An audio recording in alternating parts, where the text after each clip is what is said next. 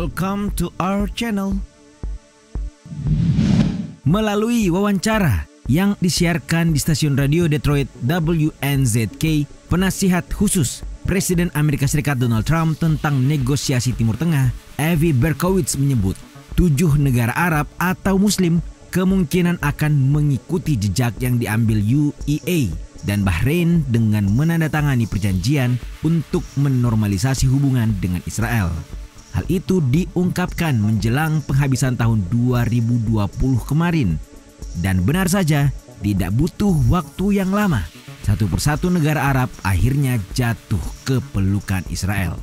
Lalu, negara mana sajakah yang pada akhirnya mengakui dan menjamin hubungan diplomatik dengan Israel?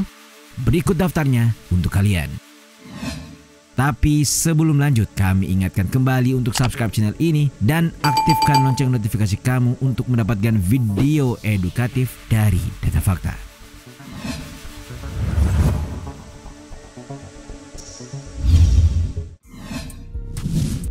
Bahrain. Kabar mengenai Bahrain yang mengakui Israel pada akhirnya terhitung masih menjadi berita hangat. Pada Oktober 2020 lalu, media ramai-ramai memberitakan normalisasi hubungan antara kedua negara tersebut. Ya, seperti negara Arab pada umumnya, Bahrain menolak mengakui Israel sebagai negara sejak didirikan pada tahun 1948. Namun dengan dalih Israel sebagai bagian dari warisan seluruh wilayah Arab secara historis, Menteri Luar Negeri Bahrain, Khalid bin Ahmed Al-Khalifah, dalam sebuah rilis mempertimbangkan hal tersebut. Sehingga Israel dan Bahrain secara resmi menjalin hubungan diplomatik di mana kesepakatan yang ditengahi oleh Amerika Serikat tersebut ditandatangani di ibu kota Bahrain, Manama, pada Ahad malam 18 Oktober 2020. Menyusul normalisasi dan hubungan diplomatik, ketegangan di antara kedua negara disimpulkan melunak. Meski demikian, diakui oleh pemerintah bahwa kebijakan politik Bahrain secara tradisional tetap mendukung pembentukan negara Palestina yang merdeka. Hanya saja, Palestina tetap mengutuk langkah itu sebagai tikaman dari belakang, sebagaimana BBC melaporkan.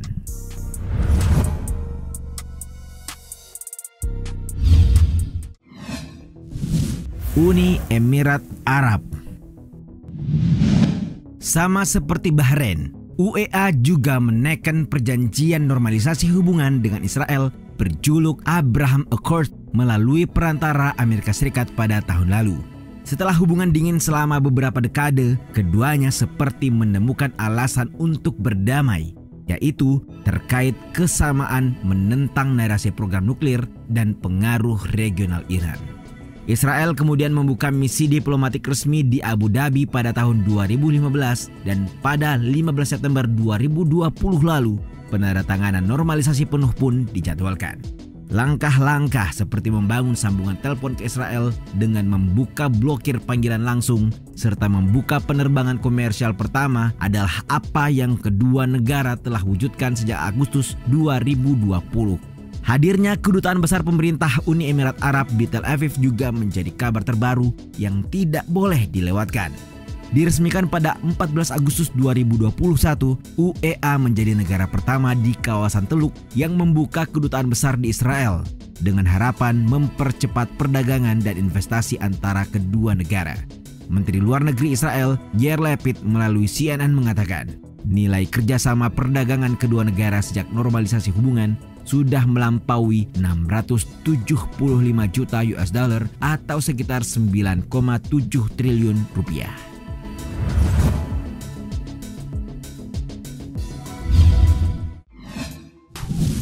Turki.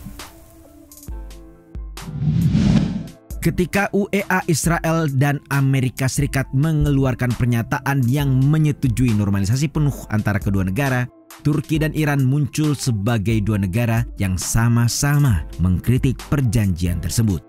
Hanya saja, di balik wajah Turki yang gencar mengumbar retorika anti-Israel, faktanya negara tersebut juga memulihkan hubungan diplomatik dengan rezim Zionis yang pernah putus. Tepatnya setelah insiden kapal Mavi Marmara 31 Mei 2020 yang menewaskan 9 aktivis penolong rakyat Gaza, Palestina. Hubungan Turki dan Israel pun selalu saja pasang surut, mengingat di bawah kepemimpinan Recep Tayyip Erdogan, Turki kerap kali melontarkan kecaman pada Israel, terutama jika terkait soal konflik di Palestina.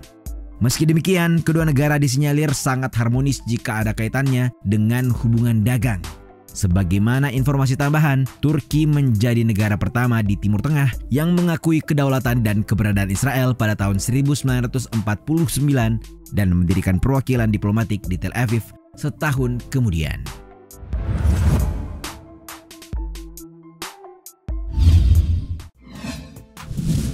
Mesir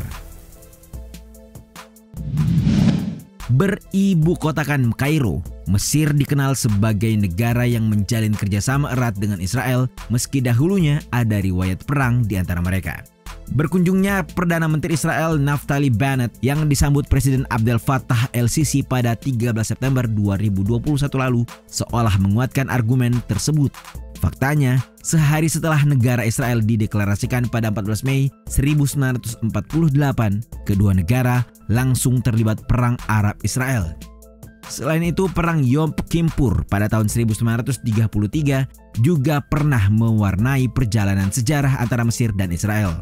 Tidak ketinggalan, keduanya juga pernah terlibat Perang 6 hari pada 5 Juni 1967, di mana Israel mengalahkan Mesir, Suriah dan Yordania demi merebut Sinai juga jalur Gaza di Kairo, serta mengambil Yerusalem Timur dari Yordania dan dataran tinggi Golan dan Suriah. Namun akhirnya hubungan keduanya melunak ketika Presiden Anwar Sadat dan Perdana Menteri Israel Menachem Begin menandatangani perjanjian damai di tempat peristirahatan Presiden Amerika Serikat Camp David pada 17 September 1978.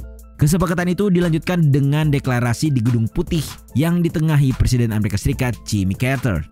Hubungan diplomatik penuh kedua negara dibangun pada 26 Januari 1980 dan pertukaran duta besar resmi terjadi 1 bulan kemudian.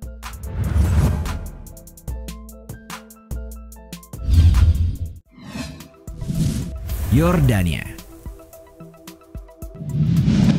mengungkit kembali perihal Perang 6 hari. Nyatanya Yordania juga tergabung dalam perkara melawan Israel di tahun 1967 pada waktu itu.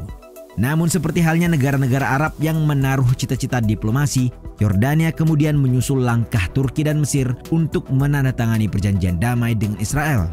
Ditandatanganinya perjanjian damai pada 26 Oktober 1994 di Arabah, menjadi tanda resmi berakhirnya perang yang telah ada antara kedua negara sejak berdirinya Israel pada tahun 1948. Dengan itu pula kedua pihak akhirnya menjalin hubungan diplomatik. Kesepakatan antara Yordania dan Israel kemudian dilanjutkan dengan deklarasi Washington yang ditekan oleh Rabin Raja Hussein dari Yordania dan Presiden Amerika Serikat Bill Clinton di Gedung Putih. Meski demikian, hubungan antar keduanya kerap tegang, yang biasanya dipicu masalah konflik di sekitar Masjid Al-Aqsa. Di sisi lain, ketegangan antar dua negara ini pun disebut sering mewarnai masa jabatan mantan Perdana Menteri Israel Benjamin Netanyahu yang berlangsung sekitar 12 tahun sejak tahun 2009 hingga 2021. Namun, kurang dari sebulan setelah pembentukan pemerintahan baru Israel yang dipimpin oleh Perdana Menteri Naftali Bennett, tampaknya hubungan kedua negara mulai membaik. Setidaknya demikianlah penjelasan dalam rilis yang dilaporkan website Anadolu Agency.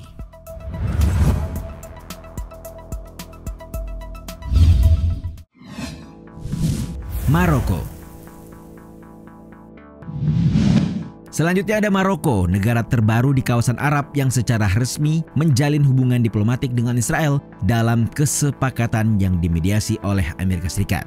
Sebagaimana Gedung Putih dalam laporan BBC mengatakan bahwa Trump dan Raja Maroko Muhammad VI menyepakati Maroko melanjutkan hubungan dengan Israel serta memperluas kerjasama ekonomi dan budaya untuk memajukan stabilitas regional saat itu. Selain itu, Gedung Putih juga menegaskan bahwa Amerika Serikat akan mengakui klaim Maroko atas Sahara Barat sebagai bagian dari kesepakatan. Sekadar informasi, wilayah Sahara Barat yang dimaksud menjadi sengketa antara Maroko dan kelompok pro-kemerdekaan ialah Front Polisario yang kembali mengobarkan perang demi kemerdekaan. Kesepakatan lainnya adalah dibukanya kembali kantor penghubung di ibu kota masing-masing, Tel Aviv dan Rabat, begitupun dengan kedutaan besar. Para pejabat mengatakan Maroko juga akan memberikan akses penerbangan langsung ke dan dari Israel untuk semua orang Israel.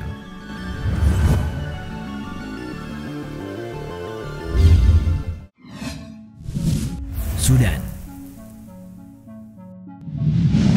Hanya butuh 2 bulan setelah Donald Trump mengumumkan hubungan normalisasi Israel dan Sudan, kesepakatan Abraham Accords itu akhirnya benar-benar ditekan pada 6 Januari 2021 yang lalu. Namun semuanya tidak berjalan mulus begitu saja. Tentu penolakan itu ada, terutama dari partai politik Sudan dan para pejabat yang membentuk kelompok oposisi demi menentang keputusan tersebut. Bahkan mantan Perdana Menteri Sudan Sadiq Al-Mahdi yang mengecam pengumuman itu dengan tidak ikut campur sebagai bentuk protes. Tapi apa boleh buat, kantor pemerintah Sudan mengeluarkan pernyataan tentang kemungkinan mendapatkan lagi akses ke lebih dari $1 miliar Amerika Serikat dari Bank Dunia untuk kali pertama dalam 27 tahun lewat langkah tersebut. Selain itu, Menteri Keuangan Sudan Hiba Ahmed melalui rilis yang dikutip Kompas juga menandatangani sebuah nota kesepahaman di Khartoum yang dapat memberikan dana di hari yang sama kepada Sudan untuk melunasi tunggakan hutangnya di Bank Dunia. Itulah tadi sederet negara Arab yang telah mengukuhkan hubungan diplomatik dengan Israel. Namun di sisi lain, Palestina telah mengkritik kesepakatan antara Israel dan negara-negara Liga Arab dan menuding mereka ingkar janji. Bagaimana kalian menanggapi hal yang satu ini?